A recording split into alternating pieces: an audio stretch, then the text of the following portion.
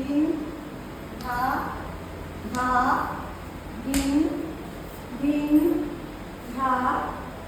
না এই যে এবার শেষ হলো তোমার, আবার তো এবার শুরু হবে, তাই তো? চলো না তিন তিন না, আবার এবার শেষ হলো, আবার এবার দিয়ে শুরু হবে তে তে ধিন ধিন মানে ধিন।